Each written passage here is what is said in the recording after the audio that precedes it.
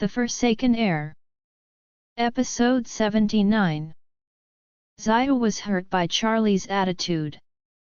She looked at Charlie's profile, bit her lower lip vigorously, did not speak any more, turned and left the courtyard with her brother. The siblings staggered out, and Zhaifei asked in a low voice, "Xiao, those ninjas were defeated by the young man just now?" Xiao said solemnly, "It's not that young man, it's Grace." Zhaifei nodded in a hurry, "Well, it's Grace, so were those ninjas defeated by him with bare hands?" Xiao said seriously, "I have never seen such a strong person, this is the first time." Zhaifei smacked his lips and said, "It would be great if he could be included in the Sui family and used for the future." "Impossible." Xiao shook her head, "Grace has an arrogant personality and will definitely not be used by others, and he may be the top master of the hidden Xizang sect. He may not put the Sui family in his eyes." Zhaifei said angrily, "It's also, hey, thanks to your benefactor, otherwise the two of us will have to die in Kyoto." After he finished speaking, he was busy and said again, "By the way, Xiao, hurry up and call Dad. This time we were kidnapped, the family must have sent a lot of masters over, it is very likely that Dad is here too. You have to let him know about us that we are in Kyoto, also ask him to quickly chop off Matsumoto fraudulent. I really didn't expect it to be this fraudulent who has been doing bad things behind our back." Xiao nodded and took out her cell phone, too busy. At this time, a burst of fire suddenly appeared behind them, turning the originally dark night into red.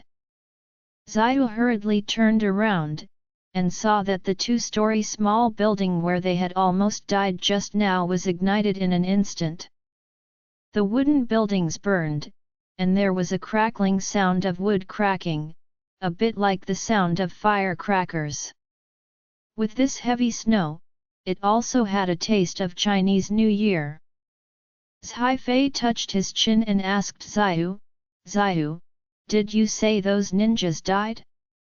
Xiao asked back, "Is it possible to survive such a big fire?" Zhaifei waved his hand, "I didn't mean that, I mean, did the benefactor kill them first and then set the fire, or did he just put them all in a pot?" Xiao felt a bit of cold air coming out of her back, and immediately shook her head, "This kind of thing, I can't say it." After that, Charlie's figure appeared in her mind again, and she couldn't help muttering, "Benevolence, he is not immortal. I really want to know what his identity is." Zhaifei smiled and said, "If you want to know, let the family check it out. In the country, who else has a clue that we can't find?" Xiao shook her head, "Benevolence obviously doesn't want us to know his identity. If we deliberately investigate, what if we anger him?" Zhaifei smacked his lips, "Oh, that's what I said." After that, he thought of Charlie's previous conversation with Iga Kamino and said, "By the way, when I was covered with my head just now, I heard Ngong tell the Iga family that he seems to be the Ito family Missy's friend?" "Oh yes." Xiao nodded and blurted out, "The reason why he came here is for Ito's daughter." Zhaifei said, "It seems to be called Nanako?" "Yes."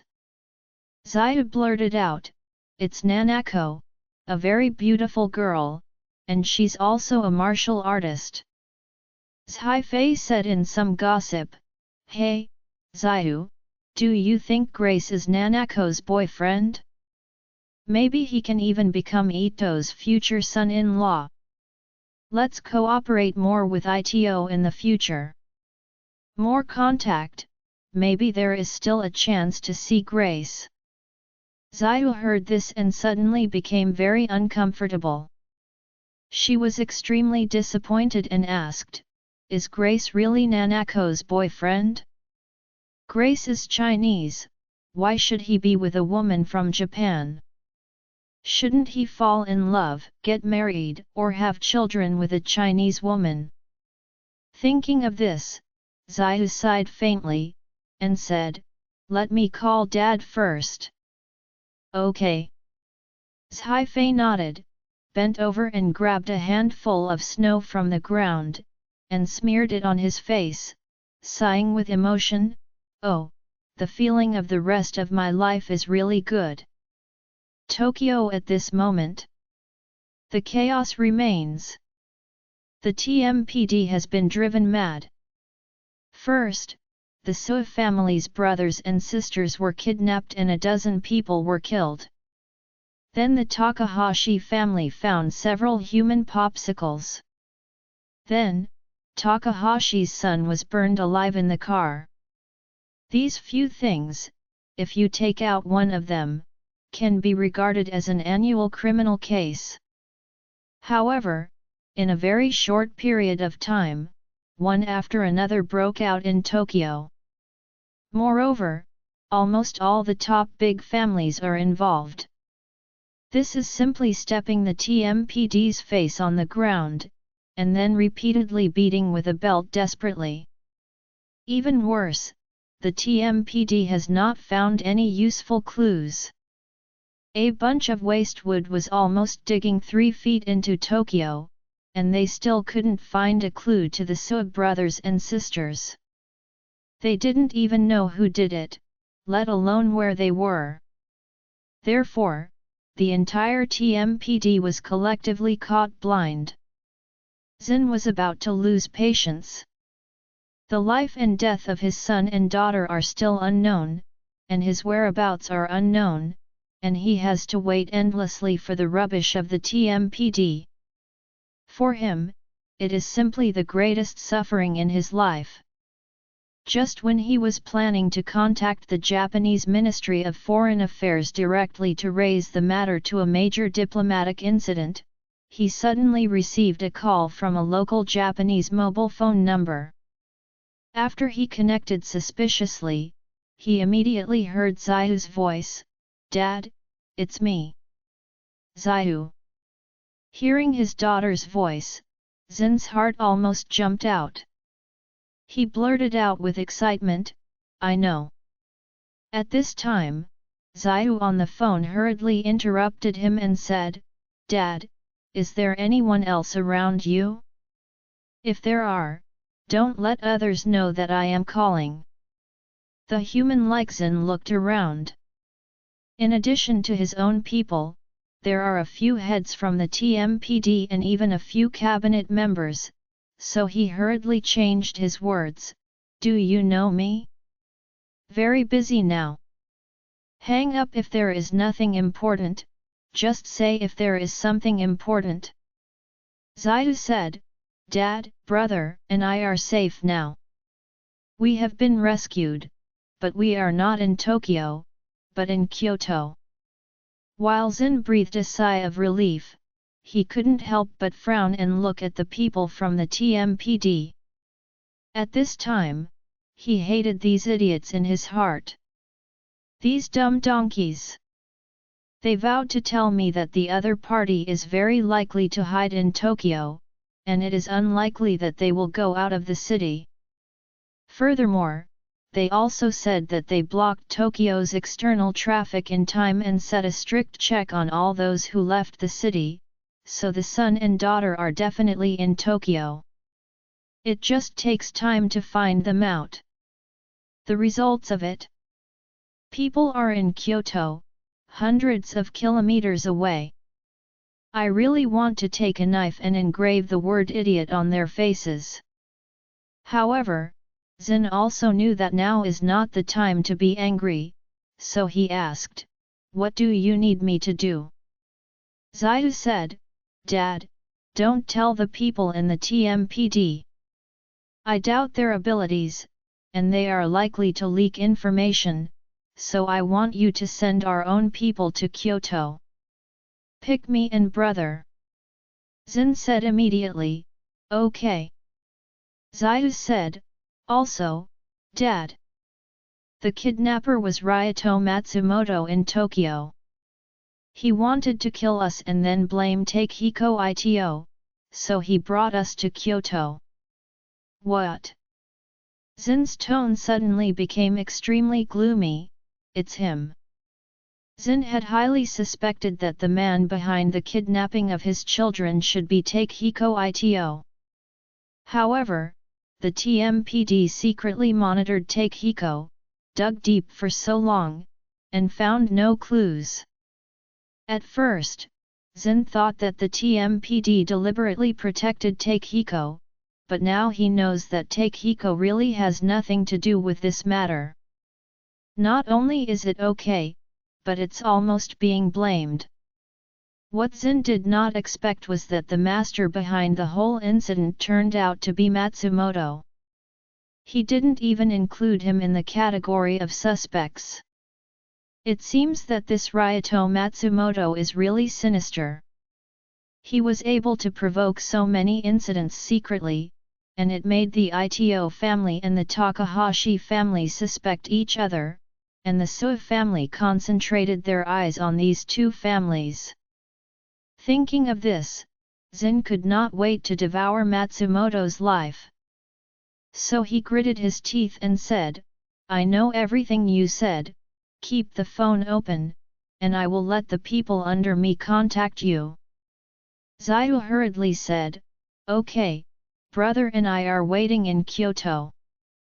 Zin hung up the phone, stood up and said to the Tokyo Metropolitan Police Commissioner, I have something to do, you go ahead. The chief of Metropolitan Police hurriedly asked, Mr. Su, where are you going? What does it have to do with you? Zin said in an unkind tone, you still have to find a way to find my son and daughter, otherwise, I will call the Japanese Ministry of Foreign Affairs. The chief of Metropolitan Police hurried forward and pleaded bitterly, Mr. Su, you will give me the next 12 hours. Even if I turn Tokyo over these 12 hours, I will definitely find the son and daughter.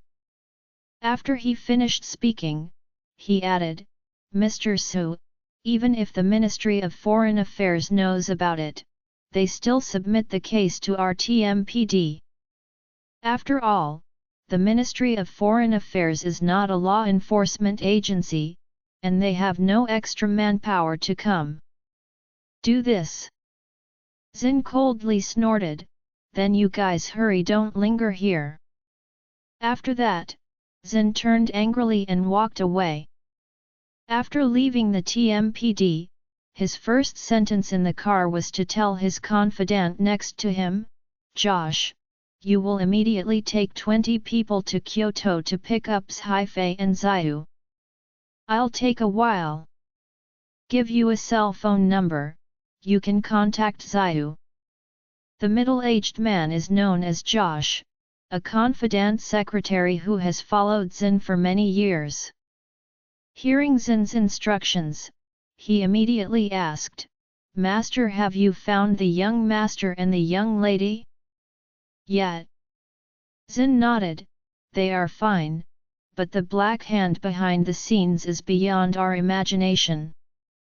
Josh hurriedly asked, Master, who is it behind the scenes? Zin gritted his teeth and said, it's Mr. Matsumoto. Dare to calculate on my son and daughter, this Matsumoto has enough life. With a bang, let everyone else know, before dawn, I want Ryoto Matsumoto's head. Josh's expression froze, and he immediately said, okay master, I'm going to order. Zin rubbed his temples and said, you let one of our planes fly to Osaka now. After you receives Haifei and Zayu in Kyoto, you will directly send them to Osaka and let them return to China by plane. I'll take over the things in Japan. Okay, master. After a few minutes, nearly 100 hidden masters of the Sui family in Tokyo stopped secretly searching for Haifei and Zyu. 20 of them drove straight to Kyoto in the middle of the night, and the remaining nearly 80 people all started to follow Matsumoto. His mansion is surrounded by them now. Matsumoto didn't even know that he was in the mouth of the disaster. He checked the time and saw that it was already 10 o'clock in the night, so he took out his cell phone and called IGA Kamino. According to his plan, let IGA Kamino kill people now, and then hide the bodies in the ITO family mansion half an hour later. Then, wait patiently for a few more hours. When the body has almost completely lost its residual temperature, then anonymously report the clue to the TMPD. In this way, Takehiko will be finished early tomorrow morning. After Takehiko ITO is finished, the only enemy in front of him was Maki Takahashi. The current Maki Takahashi should still be immersed in the pain of bereavement, unable to extricate himself. It can be said that it is the most vulnerable time. He can set an ambush to kill him when he is going to die for Iki. Matsumoto thought this in his mind, but the phone in his ear kept beeping unhurriedly. Why can't IGA Kamino's phone call get through? Matsumoto frowned involuntarily. Didn't I tell him before? He must always keep the phone open, so that I can communicate with anything in time. What's wrong? Matsumoto's heart suddenly twitched, and he said to himself, IGA Kamino, could there be an accident? But this shouldn't be it. They took the Sui family siblings all the way to Kyoto, and the TMPD has been searching for so long without any clues. How could there be an accident? No sense. If they were discovered while hiding their bodies in the ITO family, and they were killed by the ITO family's ambush, it sounds logical, but the key is that they did not get his own orders and could not kill them in advance. This doesn't sound logical at all. So, what happened to Kyoto? Ryato Matsumoto, who had always been confident and thought he was strategizing, suddenly fell into a strong self-doubt. At this moment, it is not just Ryato Matsumoto who can't make a call, but also Takahashi, who just lost his son. Maki Takahashi has ordered that the Tenglin family ninja who is ambushing in Kyoto kill Nanako first and take a video of her killing. Then, he used this video to torture Takehiko and let Takehiko die in extreme pain. However, the ninja of the Tenglin family never gave him any reply. He called to ask about the progress, but the call was completely unreachable, and after several changes, no one answered. Seeing that all the calls couldn't get through, Takahashi shoved the phone to the ground and shouted angrily, "It's a hill! It's a hill! The invincible Tenglin ninja, why is it all rubbish these days?" Before, Tenglin and the others disappeared for no reason, and they were finally sent back frozen as popsicles. Now there is no news about this batch of ninjas. Will they be sent back frozen as popsicles too? The subordinates hurriedly said, "Mr. President, Master of the Tenglin family, will he encounter an ambush at Ito's house?" Where came the ambush from? Takahashi scolded annoyedly, the situation over there has long been clear. The ITO family doesn't even have a ninja in Kyoto, just a few housekeepers, servants, and ordinary bodyguards. What did these people use to ambush the ninjas of the Tenglin family? And there are still 6 people. After speaking, Takahashi couldn't help but mutter, what could happen in Kyoto? Neither Matsumoto nor Takahashi could understand what happened in Kyoto. However, Matsumoto is far more shrewd than Takahashi. When he couldn't contact IGA Kamino, although he couldn't figure out why, he had realized in his subconscious that the matter was probably going to be a big mistake. Thinking of this, he immediately called the other members of the IGA family and immediately asked them about IGA Kamino. But the people of the IGA family are also unaware of what happened in Kyoto. They also couldn't get in touch with IGA Kamino, and didn't know if he was alive or dead. At this time, Matsumoto really panicked. He nervously paced back and forth in the living room at home, his brows were constantly frowning, and even his hand holding the cigar was shaking uncontrollably. His younger brother Ryusuke Matsumoto saw him very nervously, and hurriedly calmed him down. "Brother, don't panic. If you panic, we really don't know how to deal with it next." Unlike Maki Takahashi's goal is Nanako, which has nothing to do with the Sua family, so it doesn't matter if his motivation is revealed. The strength of the two families can basically come between 5 and 5, so he is not afraid of Takehiko. However, Matsumoto knew very well in his heart that if his motives were revealed, he would not only face the behemoth Sua family, but also the Ito family and Takahashi family. So, he smoked a cigar and said to Ryusuke Matsumoto, "The hand I played almost squeezed all our chips. If I win, the Matsumoto family can become the top in Japan. If I lose, the Matsumoto family will be ravaged to death by the three big families of Su, Ito, and Takahashi." As he said, he couldn't hide his nervousness and said, "Now, IGA Kaminori can't get in touch, and Haifei and Zayu are dead or alive. Don't know if our motives have been revealed. If it is not revealed, it doesn't matter. At most, it's planting the plan of Takehiko Ito, but if it is revealed, then we will basically have no way to survive." Matsumoto Ryusuke hurriedly asked, "Brother, we don't know if we have been exposed, are we just waiting for the verdict? That would be too passive.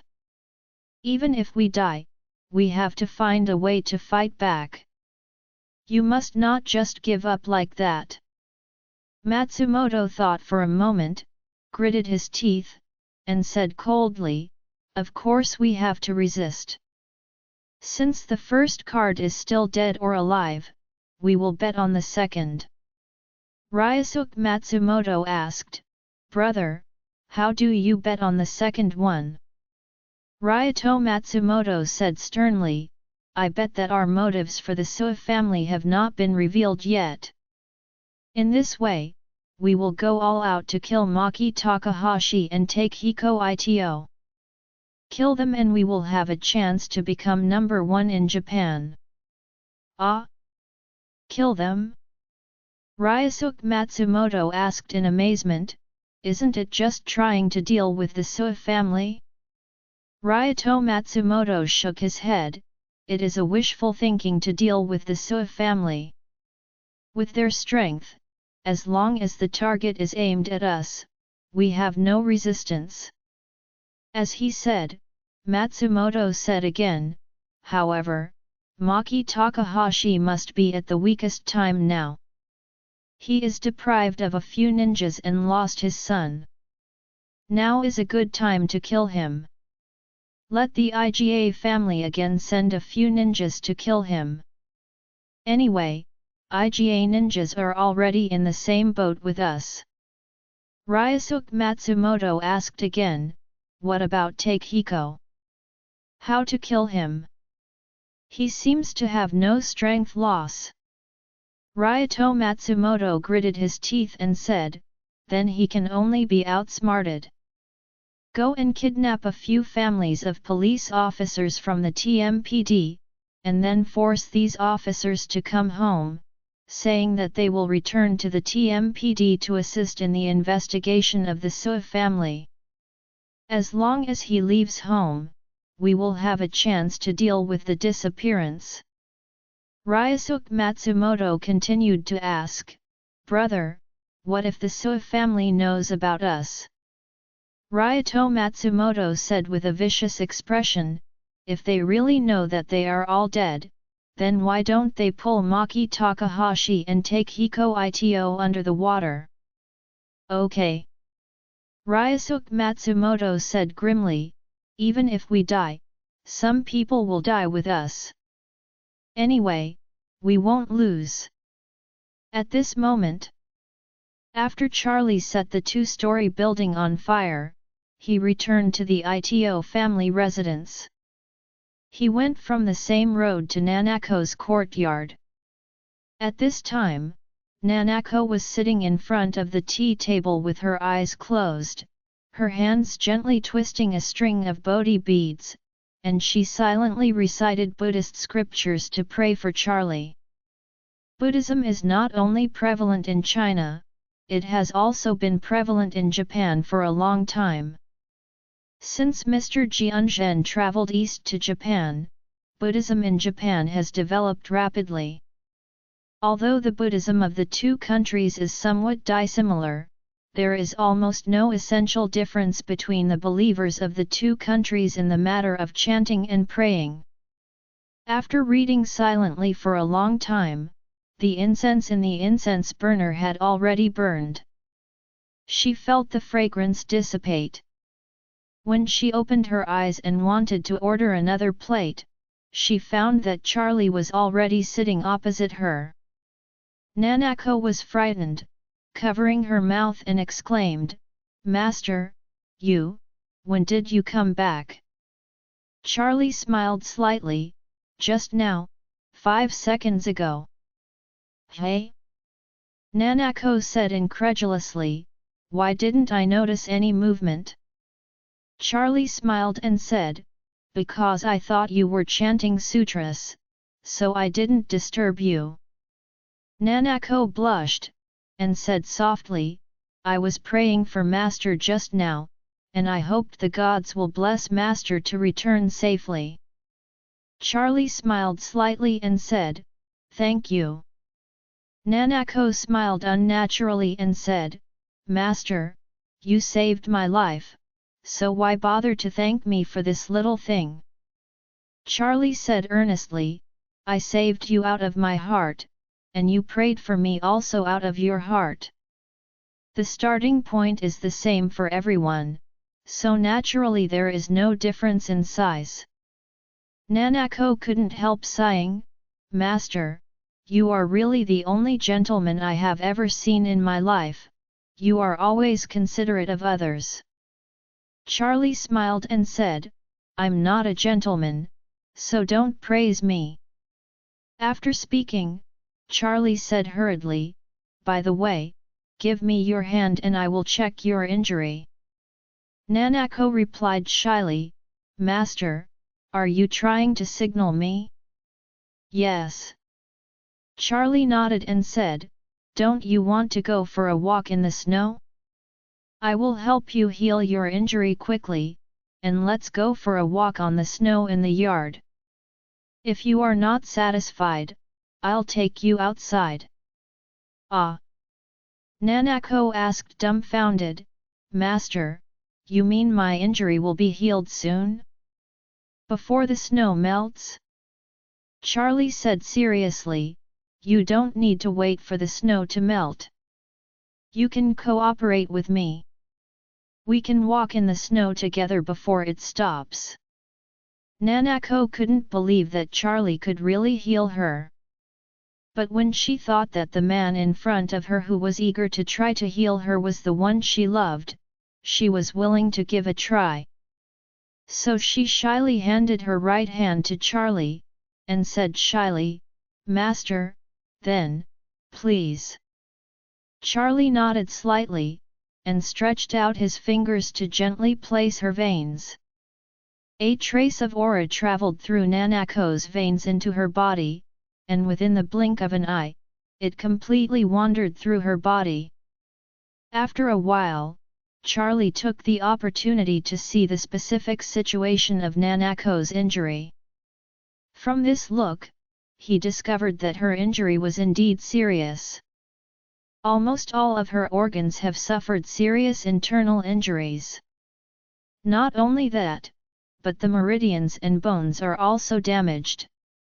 The whole person seems to have become a fragmented porcelain doll. A little carelessness may cause serious secondary injuries. Although she has been rescued from danger to life after being rescued, her whole body has been in a state of very low safety. She is currently less than 1/5 of ordinary people. Someone who fell might be unharmed, stand up and dust the dirt and leave. If she falls, it would be life-threatening, and she would have to be sent back to the hospital for treatment. Charlie could imagine how severe pain Nanako's body would have to endure from such a severe injury, and the pain was continuous, even in her sleep. Thinking of this, Charlie couldn't help but feel distressed, and said with emotion, "I told you at the time that martial arts is a kind of spirit. There is no need to care too much about winning or losing the game, let alone putting yourself in a dangerous situation in the game. Why were you betting your life against Aoxu?" Nanako said with some shame, "Master, I was not betting on her life, but hoped to go all out without leaving any regrets." Having said this, she sighed and smiled bitterly, "It's just that I didn't clearly realize the gap between myself and Aoxu. She was really too strong, incredible." Charlie shook his head helplessly. At this time, he also has his own treatment plan. There are two options for treating Nanako. The first is to directly use the aura in her body to repair the damage suffered. Compared with ordinary people, her body is indeed seriously damaged, but for him, it is not a big problem. With the aura it will be repaired soon. This method is simple, direct, and convenient, with many benefits. However, this approach has drawbacks. If he directly repaired her injury with aura, how would he explain it to her? After all, Nanako doesn't have a deep cultivation base, and she can't realize the existence of aura. In her opinion, he may just touch her hand and heal her in a confused way. This may be too incredible for her. And the second way is to let her swallow the rejuvenating pills. The efficacy of rejuvenating pill is beyond doubt. For ordinary people, this kind of medicine is simply a panacea. It can be used by the elderly to prolong life for more than 10 or 20 years, young people take it, and the body can be more than many times stronger than ordinary people, the injured take it, even if only one breath is left. And can definitely strengthen the opponent's body on the basis of restoring the original. In the beginning, Orville was almost completely killed by Regnar's men, leaving only the last breath, and he was saved with a rejuvenating pill. That rejuvenating pill not only saved Orville's life, but also made him a few years younger, and his body was better than before the injury. This is mainly because the effect of rejuvenating pill is too strong. When Orville was cured, there is still remaining effect to improve his body. Although Nanako's injury was also very serious, in Charlie's view, at most half a rejuvenating pill could be enough. If she takes a whole rejuvenating pill, it goes without saying that Nanako's strength will be upgraded by 1 or 2 levels at the peak state before. Therefore, Charlie had a question in his heart. Should I give half a rejuvenating pill for Nanako, or just give her one and give her a chance? Charlie is not a stingy person, and the main reason why he is entangled with half or one is because Nanako is not his compatriot. As the saying goes, people who are not of my race must have different hearts. I dare not say that the other party must be harmful, but at least it is difficult to keep one mind with the people of the different race. And Nanako is a martial arts master, has been participating in various international competitions, and originally planned to participate in the next Olympic Games. If he allowed her to improve significantly, she would definitely pose a threat to Aoxu in the future. If Nanako represented Japan and defeated Aoxu, who represents China, in the next international competition, wouldn't it be equivalent to handing over the champion's title that should belong to China to Japan? Charlie's hesitation was based on this.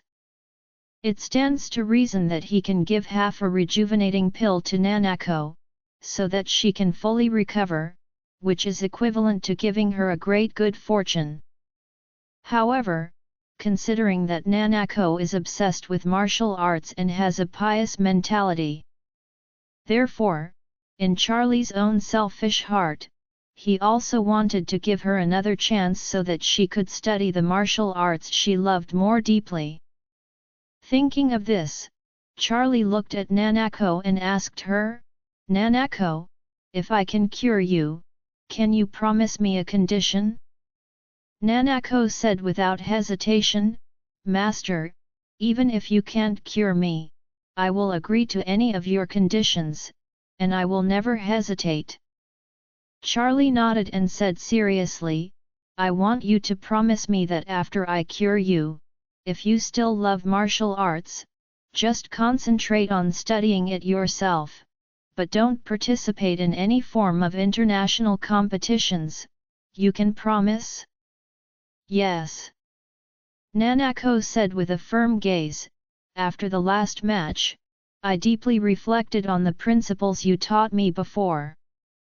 Martial arts is a spirit, not a competition, so I myself have lost that kind of passion." Speaking of this, she looked at Charlie affectionately, and said seriously, "Since I met Master, I have known what is the truth, that there are people outside the world and the heavens outside the world.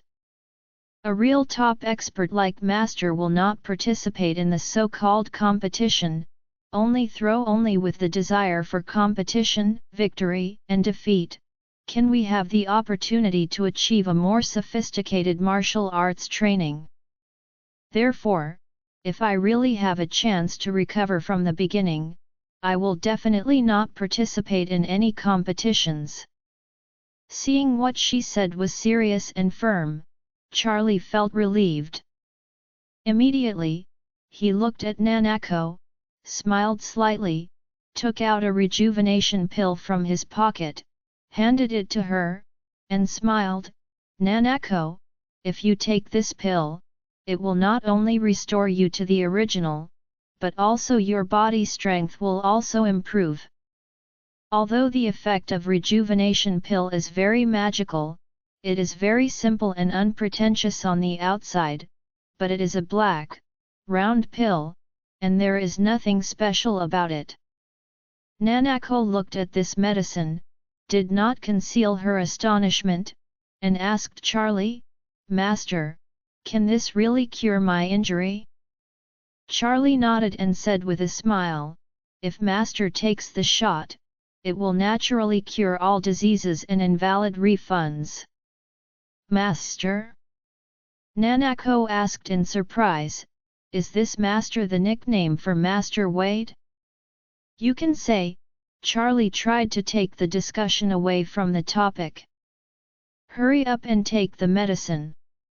Didn't you say you want to go out to see the snow? Don't wait for a while and you haven't taken the medicine yet."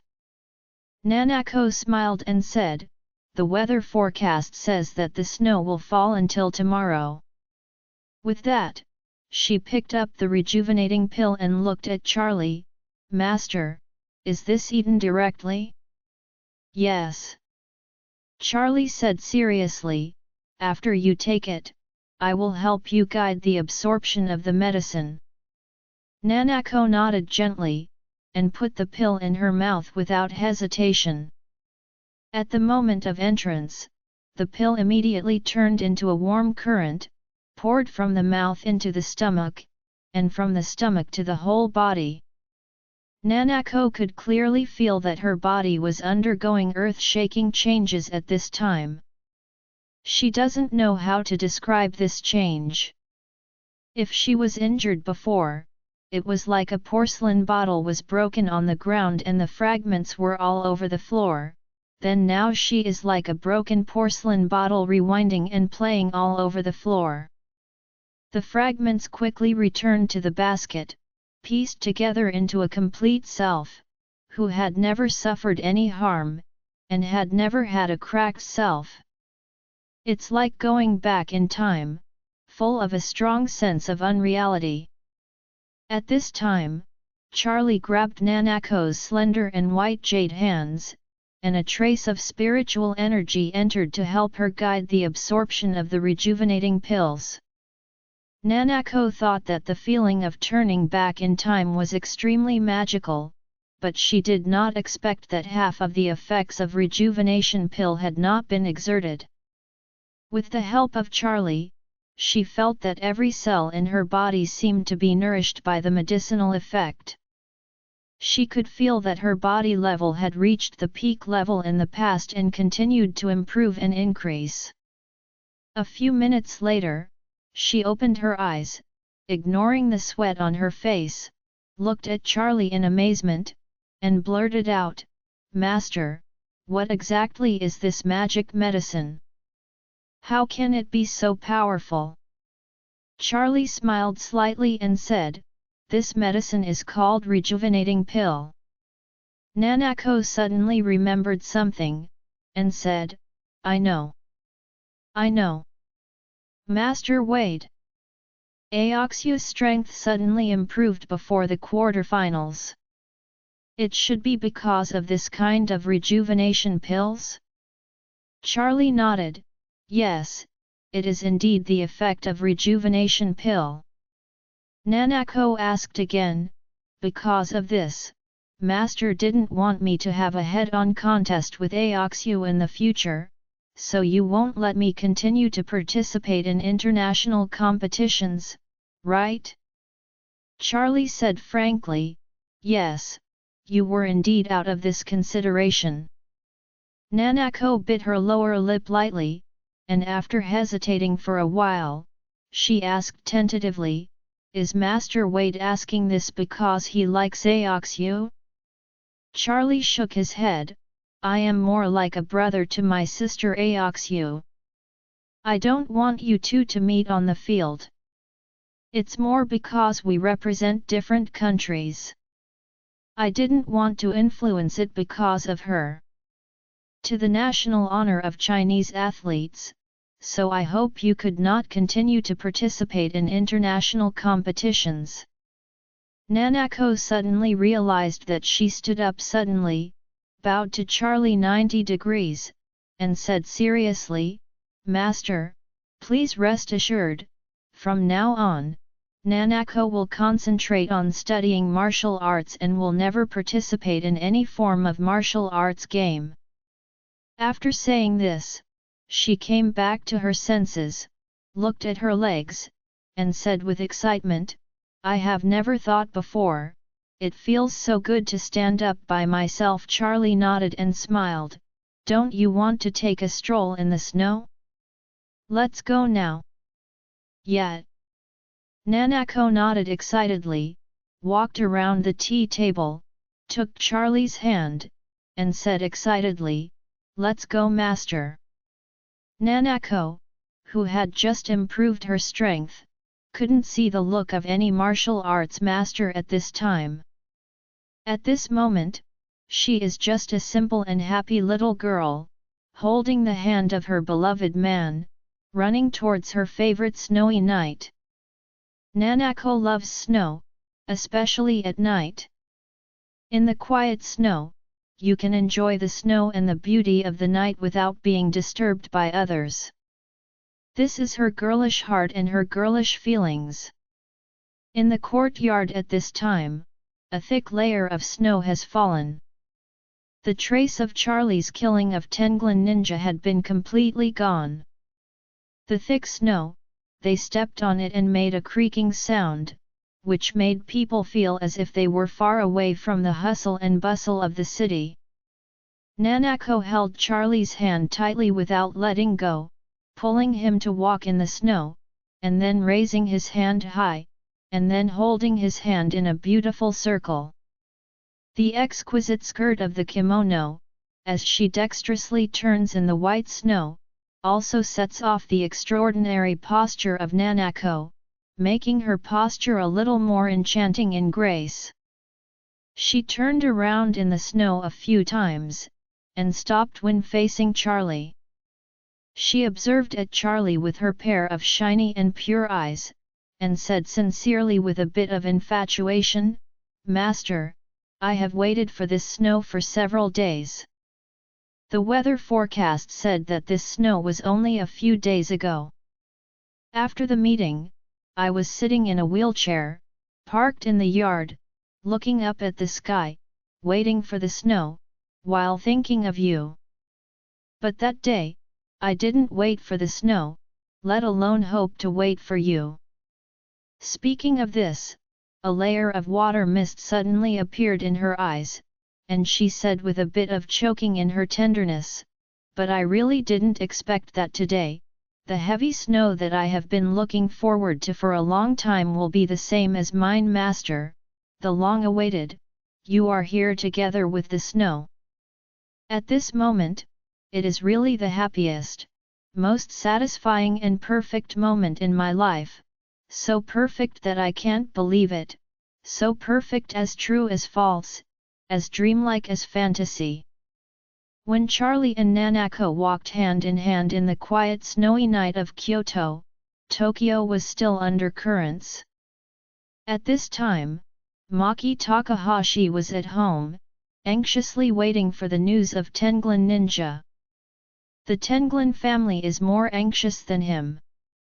Because so far, the Tenglin family has lost 10 ninjas, and almost all the young backbone of the family has perished.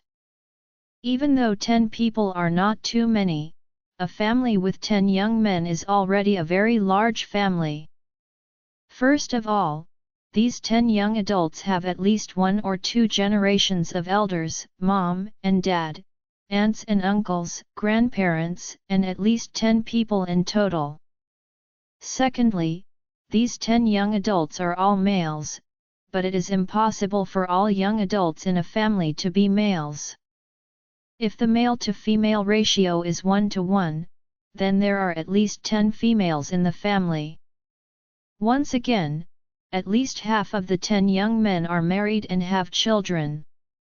They have wives and children.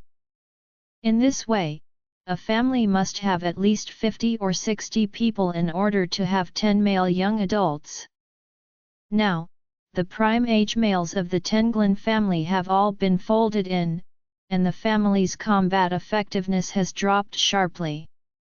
In this case, naturally, there is no ability to separate manpower to protect Takahashi. Therefore, there is no ninja in Takahashi's home except for some bodyguards. It was late at night, and Takahashi was still not tired. On the one hand, he is still grieving for the tragic death of his son Ikki. On the other hand, he wants to wait to see if he can still contact the missing Tenglin ninja. Although he knew subconsciously that the Tenglin ninja sent to Kyoto had been murdered 80% of the time, but deep in his heart, he still held a glimmer of hope. He felt that at least before he saw the corpse, there was still a possibility that things could come back. Maybe after a while, those Tenglin ninjas would contact him? Just as Takahashi was pacing back and forth in the living room, waiting anxiously, a very thin bow arrow suddenly shot out from the corner, and one shot hit Takahashi's back neck. Maki Takahashi, who had just suffered the pain of losing his son, had not had time to figure out how to avenge him, and suddenly he was poisoned and fell to the ground. The bodyguards discovered that he suddenly fell to the ground, and they gathered around him. After a closer look, they found that he had lost his breath and heartbeat. When the bodyguards searched for the murderer in amazement, the several IGA ninjas who had sneaked into the Tenglin family had already retreated. In normal times, the Tenglin family will arrange at least 4 ninjas to lurch beside him, secretly protect him and prevent him from being assassinated by other ninjas. But today, there is no ninja beside him. Without the protection of a ninja, just relying on ordinary bodyguards, in front of the ninja is almost like no one. Therefore, it is not difficult for the ninja to take the head of Takahashi. Poor Maki Takahashi, just as the white-haired man gave away the black-haired man, he died too. At the same time, just as Takehiko Ito fell asleep, he heard a knock on the door. He asked with some annoyance, "It's so late, what is there? If it's not something important, I'll talk about it tomorrow." Hiroshi Tanaka said in a hurry, "President, the police officer from the TMPD is here again, saying that there are still some things that need your cooperation to go to the TMPD for another questioning. I have to face some questioning." Takehiko roared angrily, "I have said everything that should be said, and there is nothing left to say."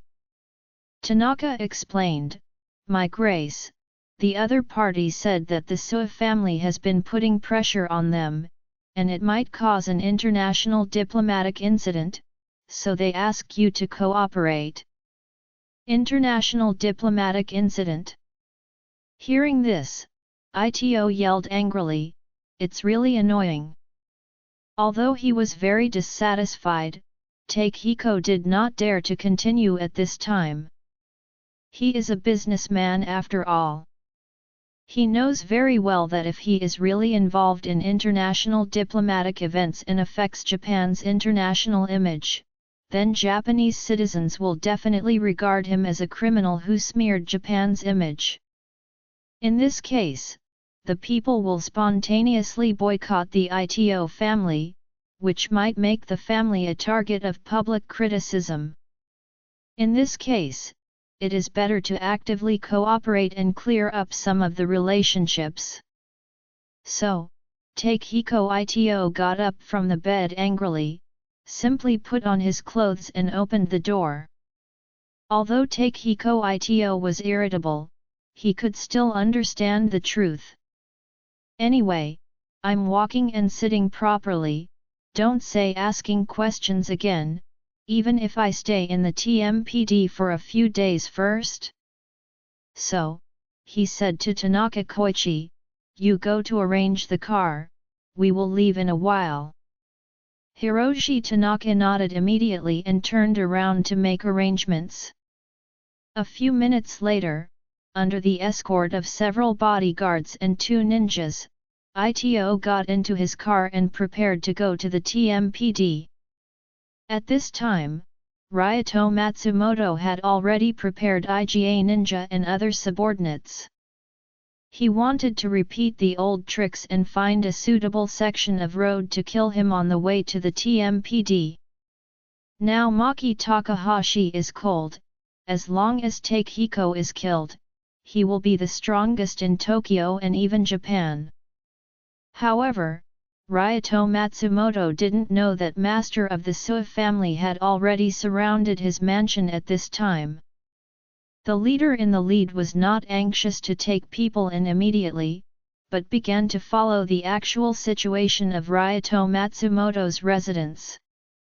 Develop a strategy, hoping to wipe out the entire Matsumoto family. According to Zin's temper and disposition, if Mr. Matsumoto wants to kill his son and daughter, it is impossible for him to kill Matsumoto alone. The most hateful, and the most once and for all way is to destroy the Matsumoto family directly. The Sui family has never been a soft-hearted family. From the anti-Wade alliance back then to the current top Chinese family, the Sui family's style of work has always been cruel. 10 minutes after Takehiko left home, the vehicle is about to enter a 2-kilometer-long viaduct. This viaduct is a closed road. The bridge deck is 15 meters above the ground with an average height of 15 meters. It is almost as high as a 5-story building, and there are only 2 lanes in a single direction. It is difficult for vehicles to make a U-turn at once. At least 2 steering wheels must be turned back and forth before it is possible to turn back. It would be even more troublesome if a team was blocked directly on it. If the team got into a disorderly rhythm, it is very likely that several cars would block each other, so that there would be nowhere to run. However, Takehiko did not realize the danger. This is mainly because Takehiko has not suffered any other losses, and has not been targeted, except for Charlie's embezzlement of $4.5 billion.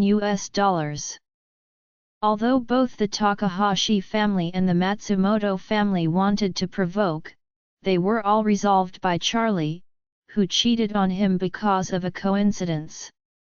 It was precisely because he had no trouble that he felt that the reason why Tokyo was so messy was that someone wanted to target the Sui family and the Takahashi family, and it had nothing to do with him. Moreover, he is now indirectly a beneficiary. If the Takahashi family suffers a severe setback, then the Ito family will be the number 1 in Japan while lying down, and the opportunity for cooperation with the Sui family will naturally come to its court. This feeling of lying down made Takehiko Ito, who was sitting in the Rolls-Royce, proud. So he picked up a cigar, lit it and put it in his mouth. Just as Takehiko was about to take a sip, he suddenly felt a violent tremor of the vehicle. Then, the vehicle was uncontrollable and hit the roadside guardrail. IGA Ninja's hunt for Takehiko has begun. Before the vehicle lost control and hit the roadside fence, Ito never thought he would be in danger. Because, Takehiko Ito is protected by the entire Koka Ninja. It can be said that now in the big Japanese family, only his ninja has not suffered any harm or loss of combat. In addition to him, the young and middle-aged of the Tenglin family are almost wiped out, and the IGA family also lost half of their combat effectiveness. However, Ito's biggest negligence was that he went out too lightly this time. He felt that he was going to the TMPD for questioning and cooperating with the investigation, and there was a police officer driving ahead and going to the TMPD by himself. There can be no one else thinking about him on the way to the TMPD. Right? It is precise because of this that he did not arrange too many ninjas to protect himself. However, he never expected that the police car that cleared the road would have been threatened by Matsumoto. Matsumoto laid a net and waited for him to get in. Takehiko Ito's motorcade suddenly lost control, mainly because a large number of slings had been planted by IGA Ninja on the road. The so-called sailing is the most commonly used weapon of Japanese ninjas. It is generally a metal product covered with spikes. No matter how it is scattered on the ground, sailing will reveal several spikes facing in different directions. In ancient times, when a Japanese ninja was hunted down, he would use sailing behind him. When the opponent catches up, as long as he stepped on it, he would pierce the sole of his foot. And the current ninja has made a big upgrade to sailing. The current sailing uses extremely sturdy tungsten carbide alloy, which is also the hardest steel material in the world, with hardness equal to diamond. Therefore, with such a sling, you can easily puncture any rubber tire. The reason why Takehiko Ito's team lost control in an instant was that the 4 tires of each car were stabbed by several slings, so without exception, they all lost control and crashed into the roadside. At the moment of the collision, the cigar that Takehiko had just lit fell on his crotch, and his whole body was shaken by the impact. Fortunately, this old master has good safety habits. Even if he is sitting in the rear seat, he also buckles his seat belt. Otherwise, with the violent impact just now, no matter how good the car is, it will not be possible to offset the inertia on his body. If one head hits the back of the front seat, 80% chance for him that he will lose his life. At this time, several of Ito's bodyguards and 2 ninjas had gotten out of the 2 cars, and surrounded Ito's cars. At this moment, 6 IGA ninjas suddenly leaped into the sky from the opposite lane, each of them gripping the ninja sword in both hands and killing them with all their faces. Hiroshi Tanaka, who was in the co-pilot, turned pale, turned his head and said to Takehiko, "President, how come there are ninjas? Could it be sent by Takahashi?" Takehiko was about to speak, and suddenly he yelled, and looked down. The cigar has burned through his pants and burned a scar on the inner thigh. He hurriedly picked up the cigar, threw it aside, and blurted out, "Where is the police car leading the way?" The driver said at this time, "President, the police car has already driven away." Off!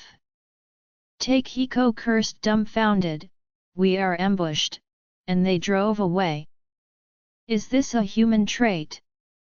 Hiroshi Tanaka suddenly realized it, and he blurted out, "President, did the police officers deliberately lure you out?"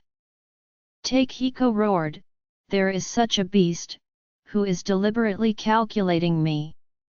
After he finished speaking, he hurriedly said to Tanaka Koichi, "Call the police. Let the TMPD send a helicopter to me. The bodyguards and ninjas outside, I'm afraid I won't last long." Hiroshi Tanaka saw that the 6 ninjas had already rushed up, quickly took out his mobile phone and called the TMPD to report to the police. Although Tokyo is very uneasy these days, and the TMPD's handling efficiency and crime-solving capabilities are also messed up, but the hardware configuration of the TMPD is still very powerful. It is equipped with 14 police helicopters of all kinds. Once there is an emergency, the special operations team can be sent there quickly. Tanaka directly called the head of the TMPD. After all, Takehiko is one of the top entrepreneurs in Tokyo, and the TMPD has to be a bit thin, and he can directly communicate with the chief in charge of everything. At this moment, the director of the Tokyo Warning Service just learned that Takahashi was assassinated at home, and he was on the verge of collapse. Zhaifei and Zio were not found. The 4 human popsicles of the Tenglin family did not detect the murderer. Maki Takahashi's son, Ike, was burned to death in the car, and no murderer was found. As a result, Maki Takahashi quickly got cold. This series of serious criminal cases have cast a thick fog of magic and crime across Tokyo. However, at this moment, Tanaka Hiroichi suddenly told him that Takehiko had also been ambushed and was in danger at this time. When he heard this, he felt a burst of blood on his head, and his legs collapsed directly in the office when he heard this. Several subordinates hurriedly stepped forward to help. He was extremely weak but full of anger and said, "Quick! Quickly send helicopters and special operations teams to the Yotsuya Viaduct to rescue Takehiko. Today Tokyo says nothing can be dead anymore. It stands to reason that a fully armed modern special operations team has no gap with special forces in terms of equipment or combat effectiveness. This kind of special police, single-handedly against a ninja, may not have any advantage in front of the ninja's weird body techniques and hidden weapons. However, after dozens of individuals have formed firepower, formation, and complementary advantages, the ninja's advantage will disappear. However, the biggest problem now is that the near thirst cannot be quenched by far. It takes at least 5 minutes for the special operations team to assemble, several minutes for boarding the helicopter, and several minutes for the plane to take off and arrive quickly. Together, it takes at least 10 minutes. However, how can Takehiko's men last for more than 10 minutes? The two sides fought for several rounds outside the car, and Takehiko's bodyguards were all brought down to the ground. Although the remaining two ninjas have been struggling to resist, they have been forced to retreat steadily, and they have suffered multiple injuries. Looking at this form, it is estimated that in another minute, they will basically be unable to resist it. At that time, the opponent will directly take the head of Takehiko. Tanaka, who was in the co-pilot, hurriedly said to Takehiko, "Ito, President, let's escape. If you don't run away, there will be no chance." "Escape?" Takehiko trembled and said desperately in horror, "Where can we escape under this situation? Even if we escape, we will be caught by the other party. There is no way to survive." After that, Takehiko's expression dimmed, and he murmured, "Tanaka, you and I are getting killed here today." At this time, Takehiko had already decided that he was bound to death. The rescuer will not be able to make it for a while, his own people can no longer survive, and the other ninja may be killed by the sword at any time. The remaining driver and Tanaka have no actual combat effectiveness. Like him, they will be cut and killed by the opponent in a matter of seconds. At this moment, he really wanted to call his daughter, who is far away in Kyoto. Kyoto is a few hundred kilometers away, and his daughter must not know that he is in deep trouble. Call her quickly, and maybe hear her voice before he is dead. This is also a bit of comfort before death. However, just as he took out his cell phone and was about to call Nanako, Hiroshi Tanaka blurted out, "President! It's really too late if we don't run." Takehiko sighed, "I already told you just now, we have already pierced our wings and we have nowhere to escape." Having said that, he gritted his teeth and cursed, "It must be the beast Takahashi. That SCM bastard. He used such insidious means to deal with me." Hiroshi Tanaka quickly pointed out the window and blurted out, "Mr. President, don't scold Takahashi for now. If we run to both ends of the viaduct, we will definitely die. But, we can still jump from here." After that, he pointed to the guardrail outside the car and said excitedly, "Mr. President, when we push the car door, it will be the guardrail. If we turn over, we can jump off." Takehiko Ito paled in fright, and blurted out, "Are you crazy? This viaduct is more than 10 meters high. Won't we just fall to death if we jump down?" Hiroshi Tanaka said solemnly, "I can bet, from this height we may not necessarily die.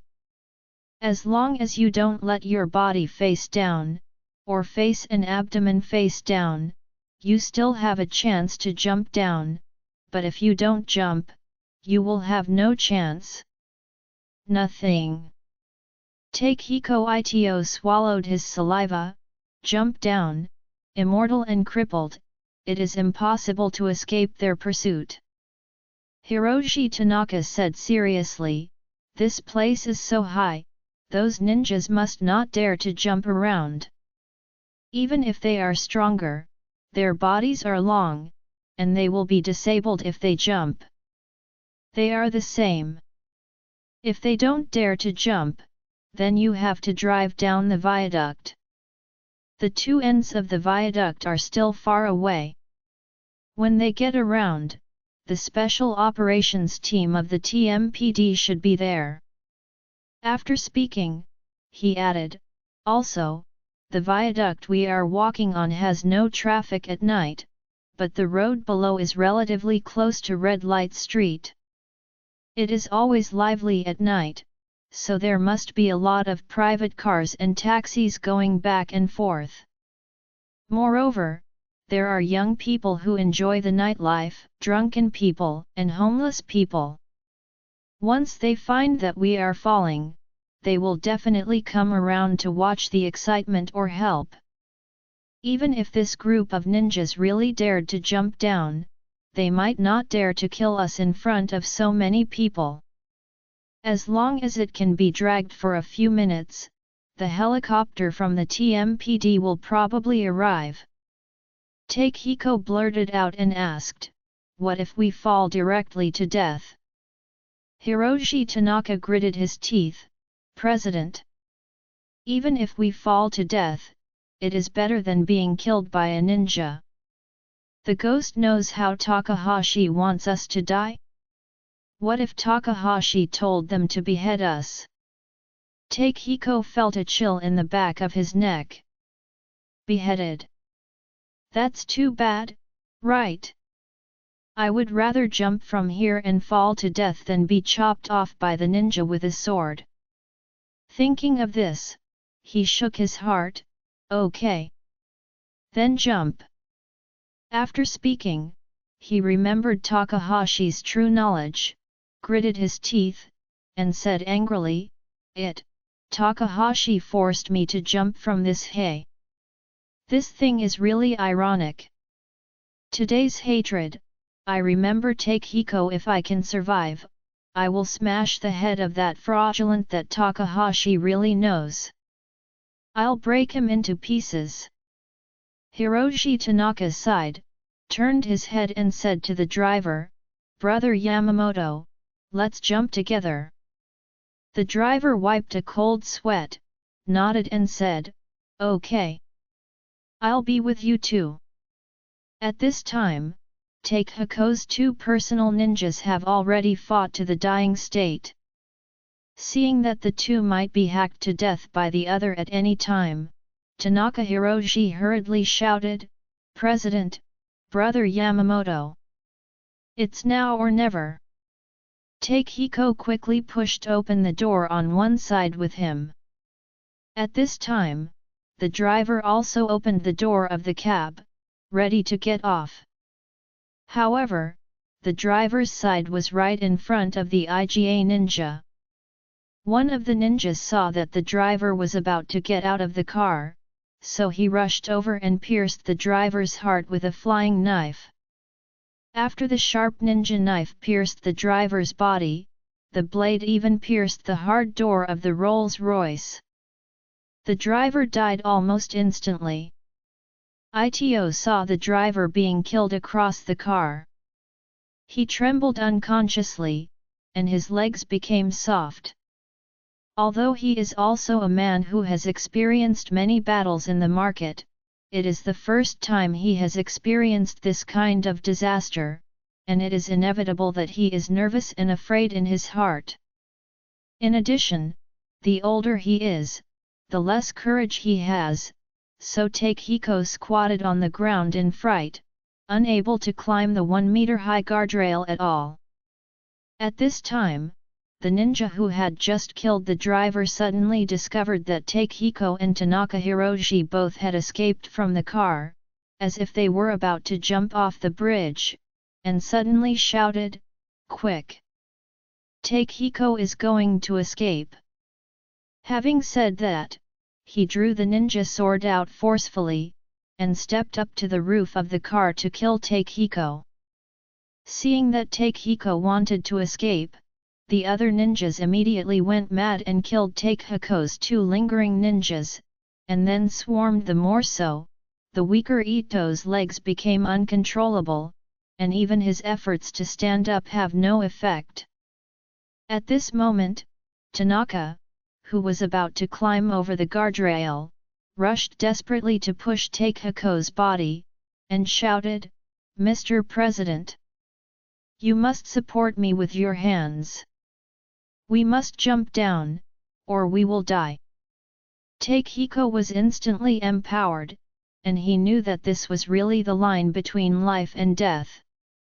So, he pulled his body up with both hands, coupled with the desperate push by Tanaka Hiroshi, he quickly jumped over the guardrail of the viaduct. At the moment when he almost lost his balance and turned over, he looked at Tanaka gratefully and reluctantly, and shouted, "Koichi!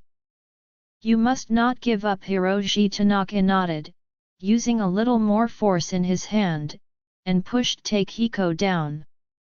Immediately afterwards, he climbed up the guardrail at the fastest speed, watching the short knives of several ninjas that were about to cut him. He jumped, followed Takehiko, and jumped off the bridge. One after another, the two jumped off the highway bridge that was more than 10 meters high.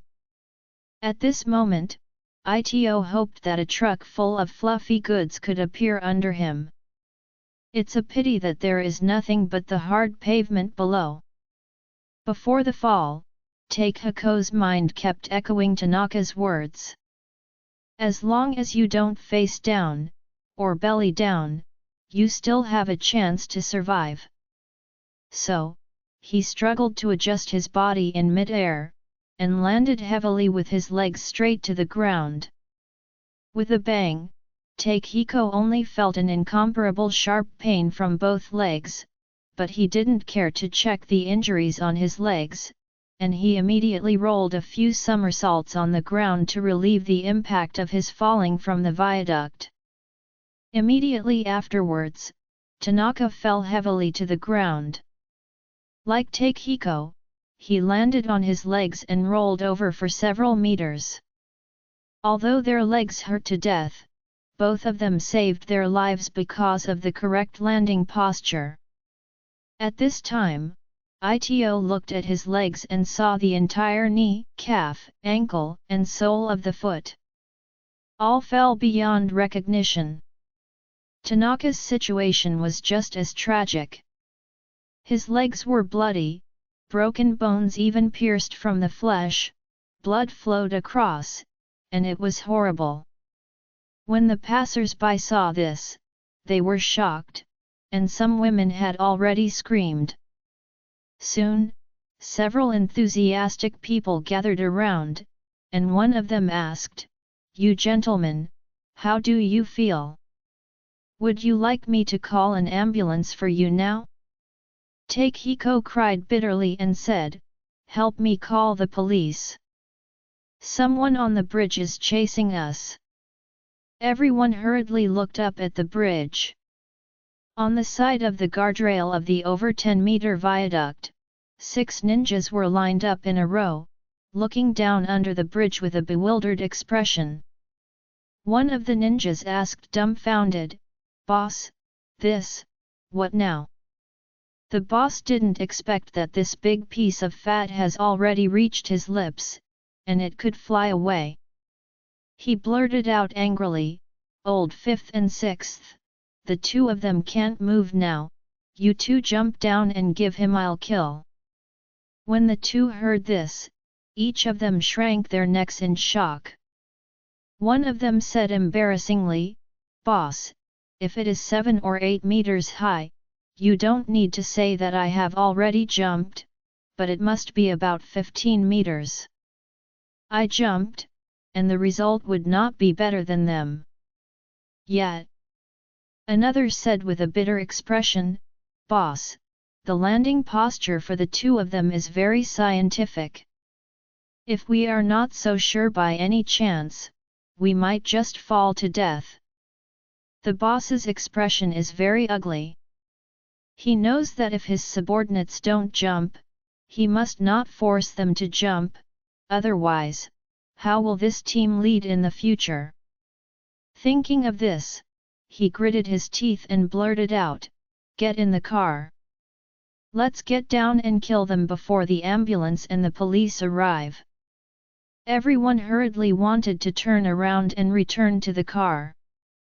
At this moment, they heard the roar of helicopters in the sky. When several people looked up, they were not shocked. At this moment, there are 4 police helicopters coming fast from different directions. One of the ninjas said in horror, Oh! It's a special operations team. Tokyo's Special Operations Team is the most ace special police under the TMPD. They have been serving anti-terrorism missions all year round. They have extremely strong combat capabilities. Moreover, they all have American-style equipment and have strong firepower. Ninjas are in front of them, no different from primitive people. What's more, they came in a helicopter. If this is hovering over the head, holding a machine gun and shooting, even the most powerful ninja will be beaten into a sieve. The boss of IGA Ninja immediately stunned, and shouted in a panic, Run away! The remaining 5 ninjas quickly got into the car under his leadership, and everyone fled in 2 cars. The Special Operations Team in Tokyo split immediately.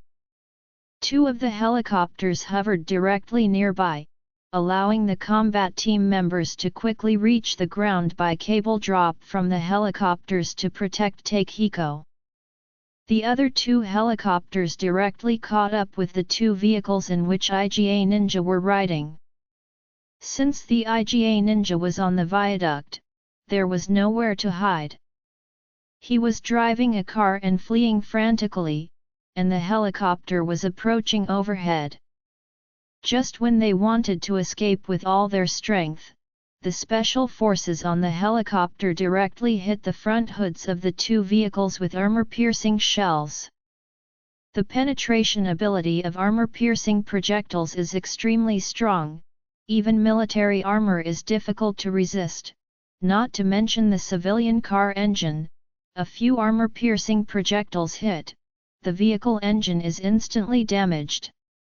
When the engine is damaged, the vehicle immediately loses power, and the vehicle speed becomes slower and slower until it finally stopped. The 6 ninjas in the car were frightened. They were about to push the door and get out of the car, holding their heads and scurrying.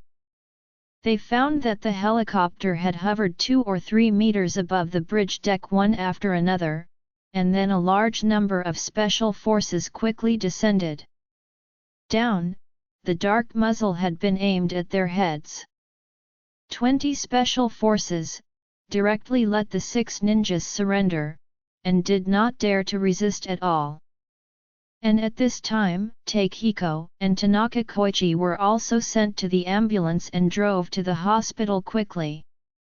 Matsumoto is at home at this time, feeling the feeling of strategizing. The gambler's mentality is extremely heavy, and he already has that kind of immersion. It's just that this gambling game is really too big, and he was a little nervous while excited, for fear that there would be accidents in the process of trading. Now that Maki Takahashi is cold, Takehiko will be cold soon, and when he is cold, he will be the top one. Nervous and excited, holding a glass of whiskey, thinking about the time in his heart, guessing that Takehiko was almost worthy of death, so he immediately took out his mobile phone and called IGA Ninja, who was responsible for assassinating Takehiko. As a result, the strange communication black hole appeared again. The call that could be made 10 minutes ago is not made. Everything is the same as IGA Kamino, who is guarding the Suib brother and sister in Kyoto. If he is missing, he will disappear, and there is no trace. Just when he was at a loss, the assistant walked up anxiously and said to him, "President, there was an accident with IGA Ninja." "What's the accident?"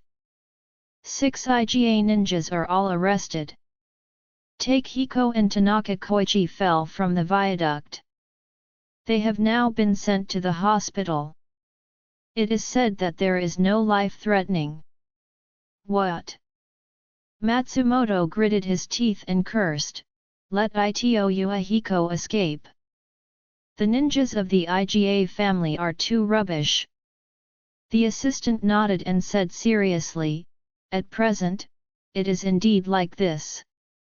Ryoto Matsumoto angrily threw the whiskey glass in his hand to the ground, and the glass slammed heavily on the marble floor tiles, and it broke instantly. At this moment, a cold woman's voice suddenly came from the living room, "Mr. Matsumoto's temper is really big enough." Ryoto Matsumoto and his assistant were startled by the strange voice. The two followed their reputations and saw a woman in her 20s stepping in. Ryoto Matsumoto was shocked, and blurted out and asked, "You? Who are you? How did you get in?" The woman sneered, "Of course I walked in." Matsumoto took a step back and asked nervously, "What are you going to do?"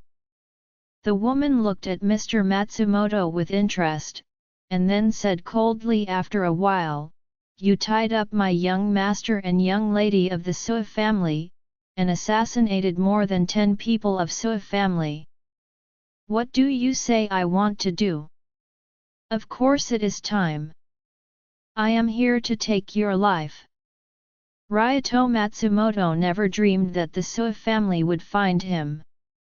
Just when the woman said the whole thing, he trembled all over, and blurted out, "I have so many guards in my house, how could they let you in?"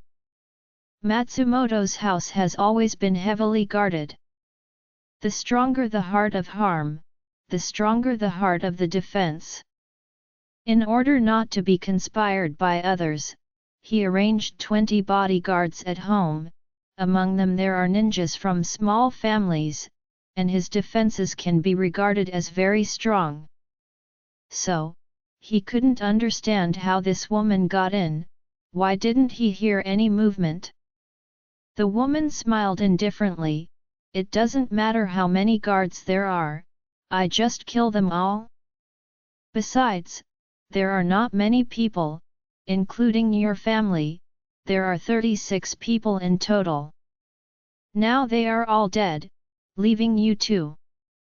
After that, the woman said again, "You killed more than a dozen of our Suib family, we naturally want to ask for more interest." Ryoto Matsumoto looks terrified. He paled in fright, trembling all over, and blurted out, You killed my whole family." "Yes." The woman nodded, "But you can rest assured that our Suib family is still very civilized. Your parents, wife, and children, brother and sister-in-law are all poisoned and dead, and there is no blood spill." Matsumoto's legs weakened, he unconsciously stepped back 2 steps, fell on the sofa, his whole muscles trembling violently, gritted his teeth and asked, as the saying goes, "It's not good for wife and children. If you have any hatred, you can just attack me. Why do you want to start with my family?" The woman smiled and asked, "What? Mr. Matsumoto has started talking about the justice of the world?" Then when you killed more than a dozen people in my Sua family and intended to murder young master and the young lady of the Sua family, why didn't you talk about the justice of the world? What? When you plan all this, you should think of such consequences. Matsumoto gritted his teeth and roared, "You are beasts! Devil! No matter how bad my Matsumoto is, I have never killed a child.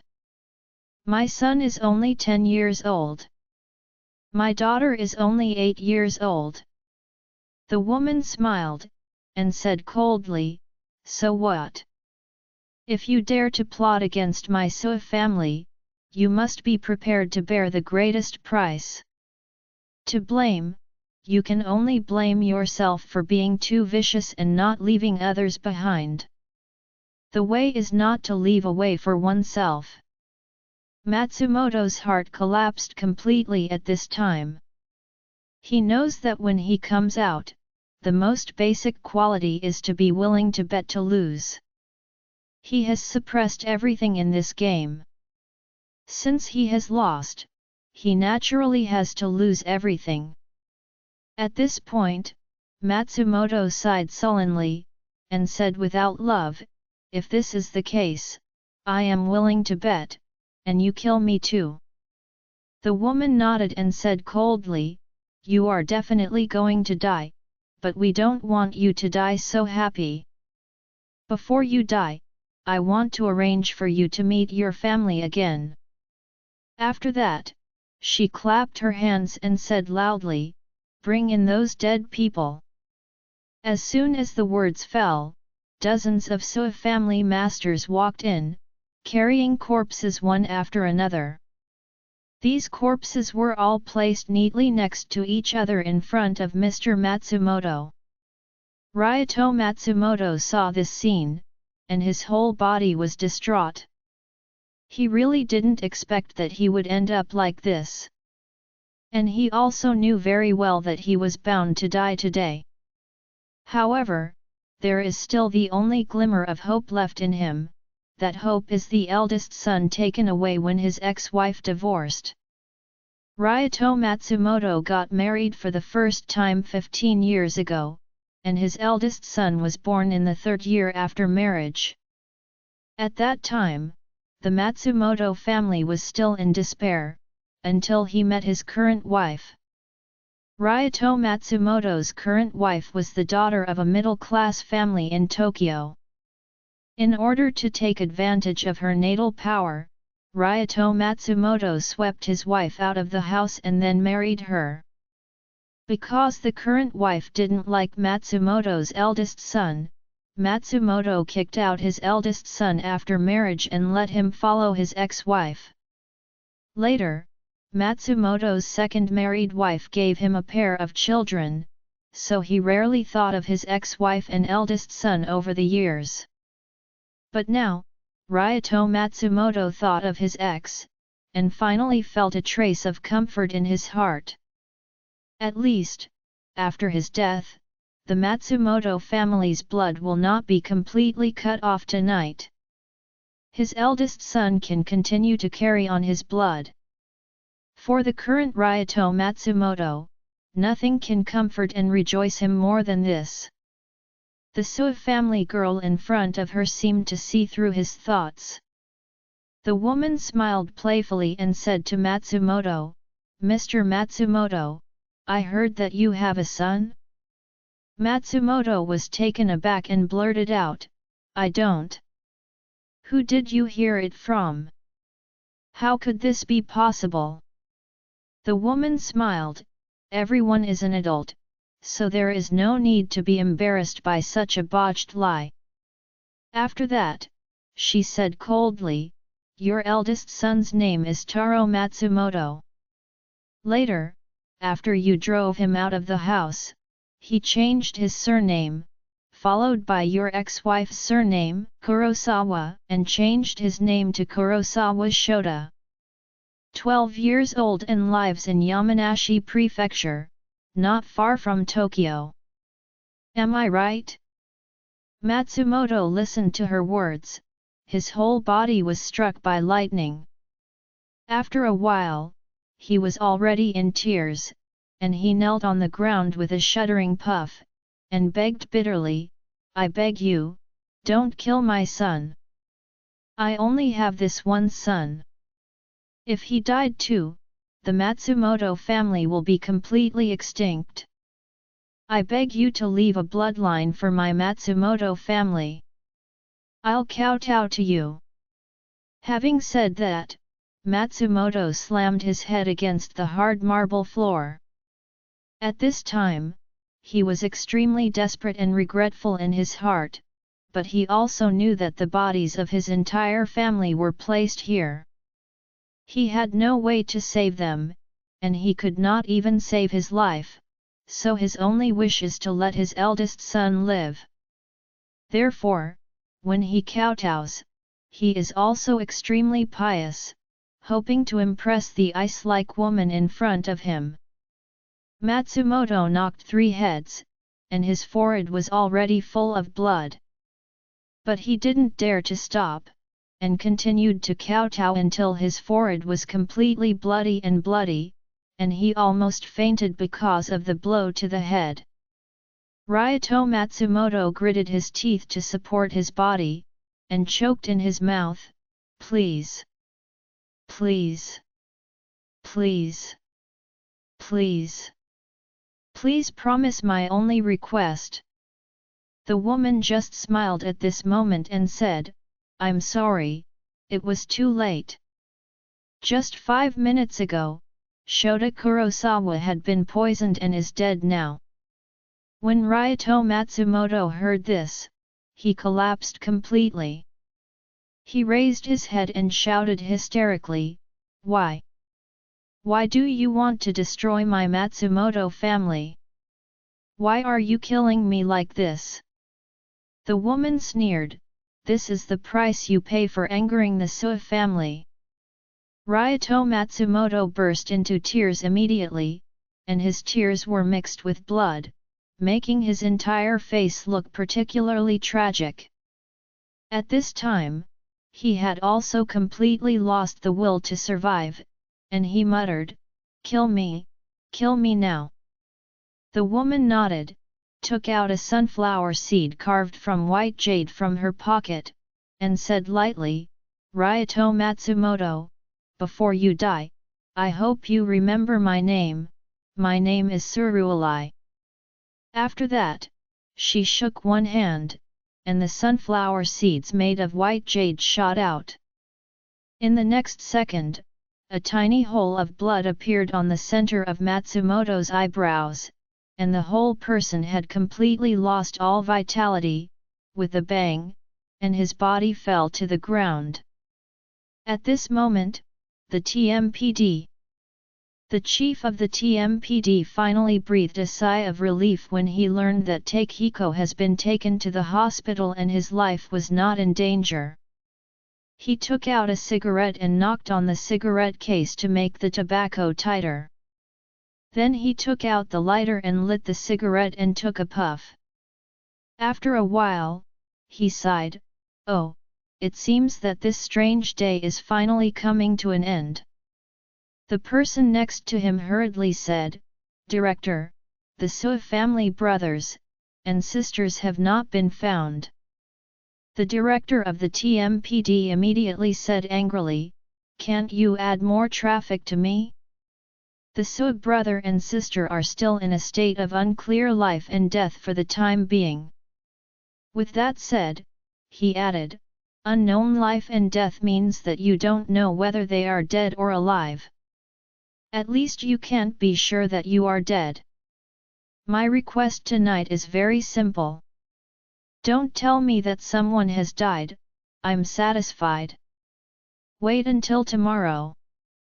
The person next to him nodded quickly and said, "Director, you have been working hard all day and night, you should go home and rest first." Yet, the director of the TMPD took a breath and said, "I want to go back and take a good rest." Just as he was about to leave the TMPD, someone suddenly ran in a panic and blurted out, "Director, director! Something happened, director!" The chief of the TMPD was going crazy and blurted out, "What happened now?" The other party said breathlessly, "It's Matsumoto, something happened to the Matsumoto's family." The chief of the TMPD was dumbfounded and said, "First it was Takahashi, then Takehiko, and now it's Matsumoto. Why did you breathe?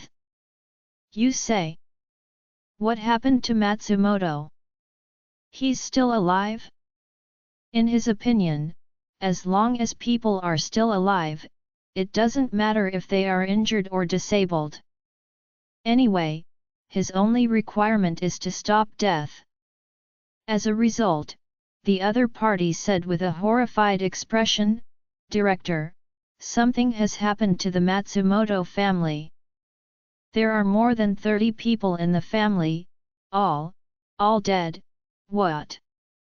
When the TMPD heard this, he threw away the cigarette butt in despair, grabbed his hair with both hands, and collapsed and said, "I'm going to split. What is going on?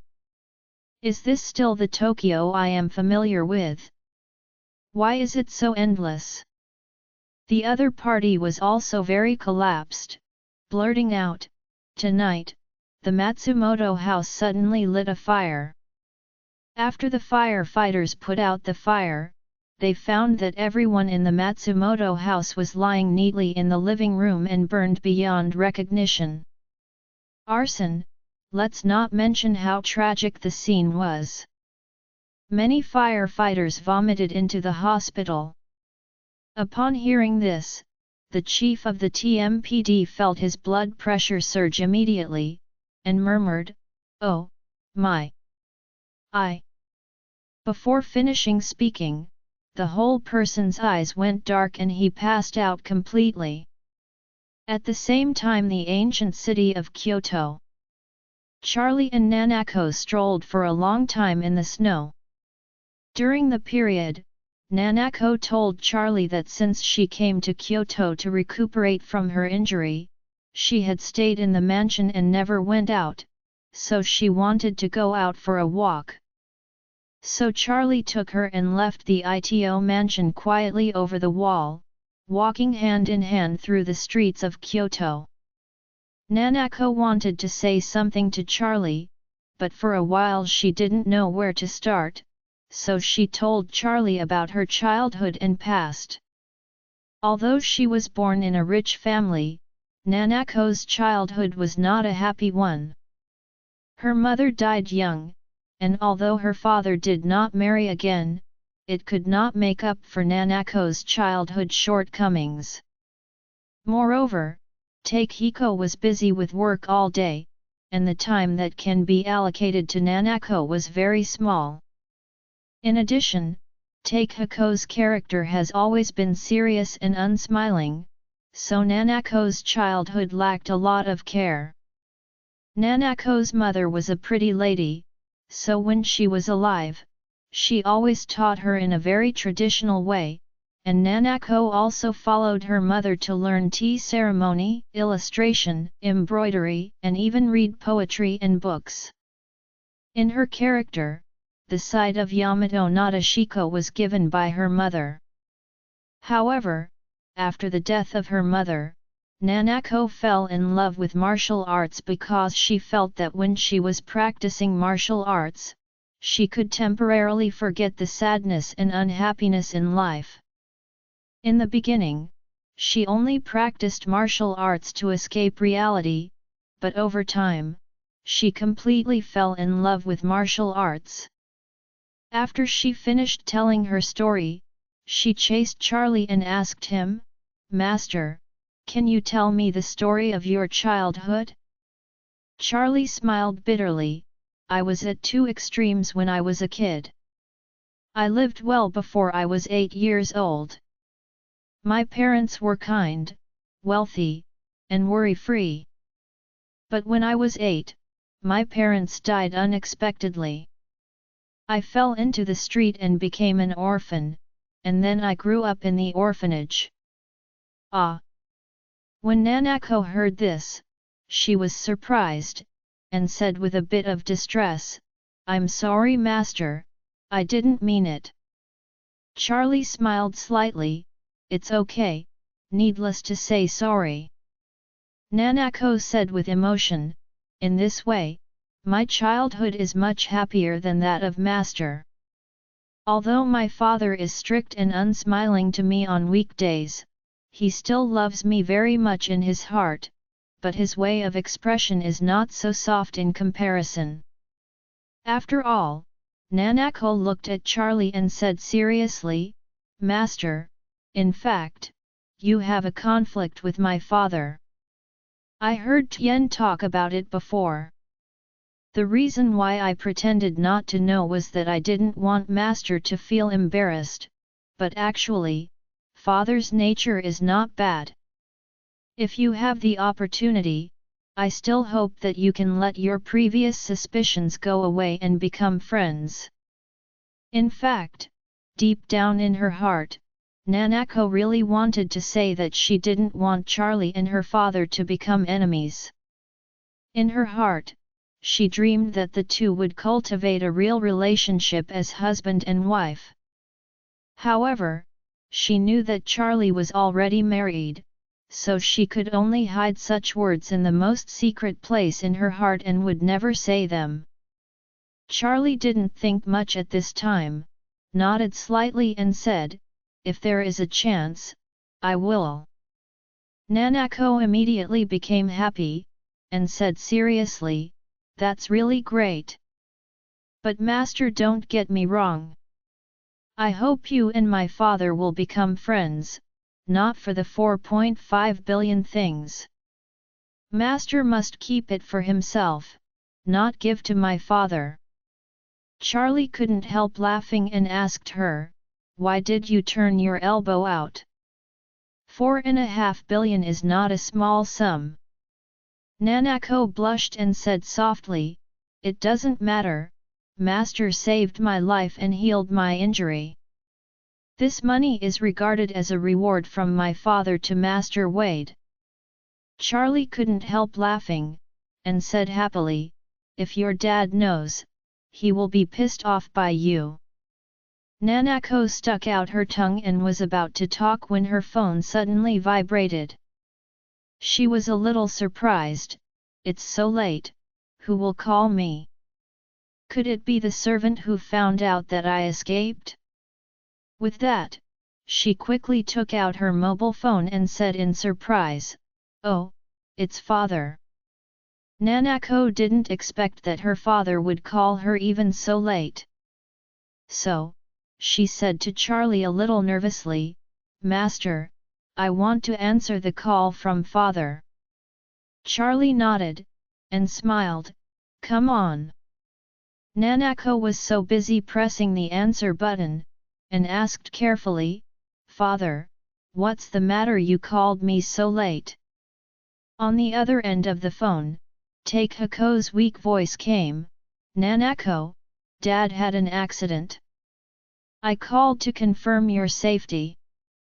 Is everything okay in Kyoto?" Nanako hurriedly asked, "Father, what happened to you? Is it serious?" Takehiko said, "I was hunted down together with Tanaka. Fortunately, I escaped by chance, but I'm afraid they will try to get you, so I called to confirm." At this moment, Takehiko Ito is lying in the intensive care unit of the Tokyo hospital. The family's ninjas, bodyguards, and police officers from the TMPD have already tightly protected the third and outer floors of the hospital. Lying on the hospital bed, Ito did not have any serious trauma at first glance, but his legs below the knees have disappeared, but the ends of the two thighs are wrapped in thick gauze. After falling from the viaduct, Ito's brain and internal organs did not suffer much damage. However, the legs that mainly bear the impact of the fall were seriously injured. His soleus, ankles, and calf bones were almost completely shattered, and his bloody appearance was really horrible. In this case, the doctor also concluded that his legs are no longer able to recover. Moreover, fragmented bones and severely damaged muscles have lost their vitality and face a huge risk of infection. Therefore, only if the severely damaged part is amputated as soon as possible, the damage can be stopped in time and Takehiko's life can be saved. For ordinary people, once the body tissues die in a large area, there is basically no possibility of restoration. If the limb is severely injured, if the limb is not amputated, the infected area will rot, and the entire body will soon be affected, eventually leading to death. At that time, when the doctor was seeking Ito's opinion, Ito had little hesitation. He is also considered a courageous and knowledgeable hero, able to clearly judge the situation he is facing at a critical moment. In his opinion, it is a blessing to be able to save his life. If he is unwilling to accept the amputation and continue to delay, he will probably die because of it. For him, except for his daughter, nothing is more important. Tanaka's situation was almost exactly the same as Ito's. He also underwent amputation of both legs below the knee, and recovered his life. At this time, he is recovering in the next ward. Nanako didn't know that her father had undergone amputation, and asked impatiently, "Father, are you okay? Is there any injury or danger?"